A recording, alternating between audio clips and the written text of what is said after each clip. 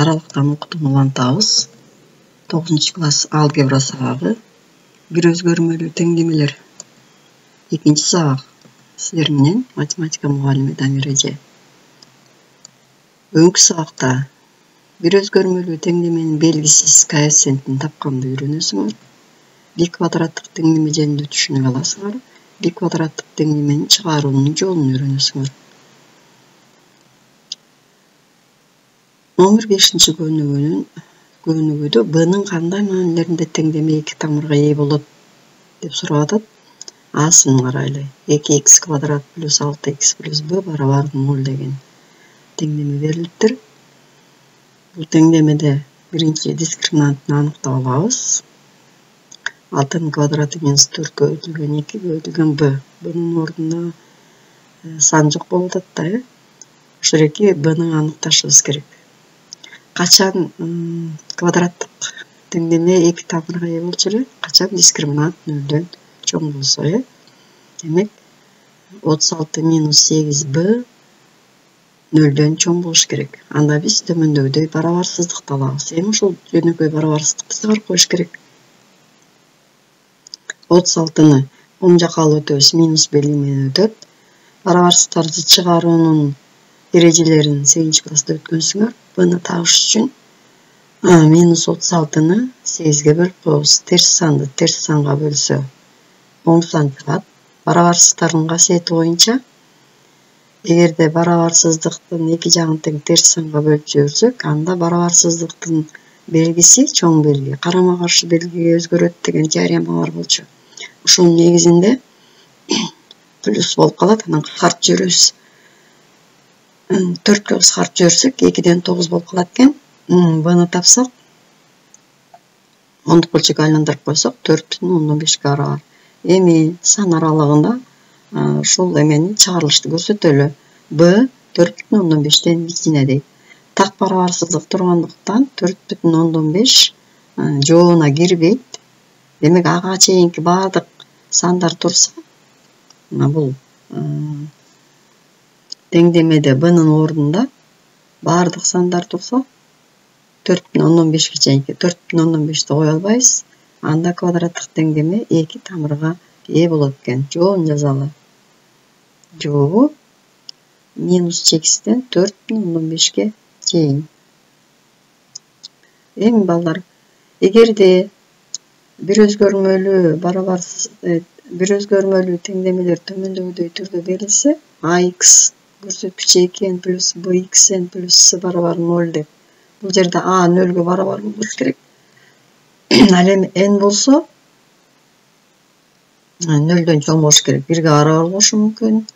0га барабар болуп калса, биз жөнөкөй эле эмени алып калабыз да, бул x'тин биринчи даражасын алып калабыз. Ошон үчүн x n 0дон чоң же 0га барабар деп айтып атат. Муну биз үчүнчү формулада белгилеп алсак, анда эгерде n барабар 2 болсо, бул жер 4 болуп калат да. Анда мындай теңдемелерди биз б квадраттык теңдеме деп атайт экенбиз. Ал теңдемени чыгаруу үчүн жаңы өзгөрмөнү киргизип алат экенбиз. X'тин n даражасын кандайдыр бир өзгөрмө менен y болобу, c болобу, a болобу, бул жерде y менен белгиленип турат. Азыр биз ошого көнүгүштөйлү. 10-көнүгүүдө б квадраттык теңдемени чыгаргыла дейт. Мынакей. n 2ге барабар болсо, бул жерде x'тин 4-даражасы болуп калат. a 1ге барабар экен. 0ге барабар эмес. Бунун ордунда минус 25 турат. xn болгондо бияк n 2ге барабар болсо, бул жер 2 болуп калат. Моорекил б квадраттык теңдеме деп аталат. Мындай теңдемелерди чыгаруу үчүн биз жаңы өзгөрмөнү киргизип алабыз.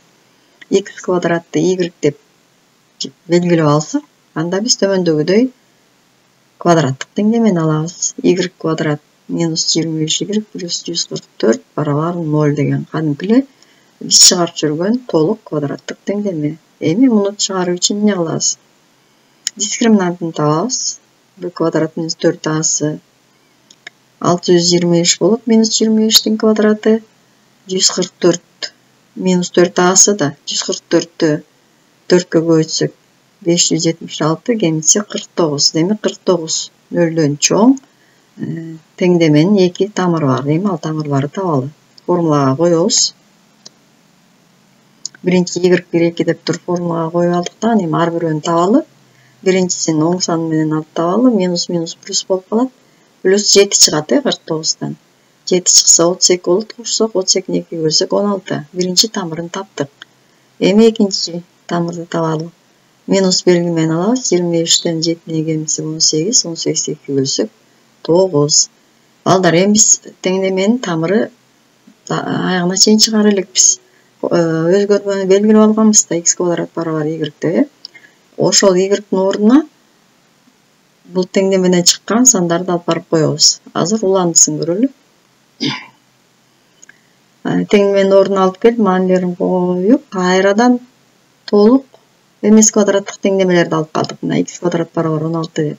Эми мунун чыгаруунун жолдорун билесиңер. Биз көбөйтүүчүлөргө ажыратып алып чыгарсак болот. Анын үчүн 16-ны сол жака алып өтүп, 0-гө барабарлап, x квадрат минус 16-ны кыскача көбөйтүүнүн формуласы менен квадраттардын айырмасы 2 көбөйтүүчүгө ажырайт, x минус 4, x плюс 4 барабар 0 деп.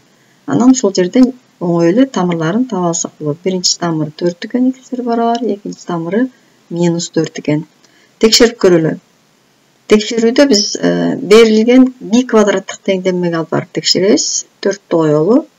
4-түн квадраты минус 25 көбөйтүлгөн 4-түн 4-үнчү даражасы минус 25 көбөйтүлгөн 4-түн квадраты плюс 144 барабар 0.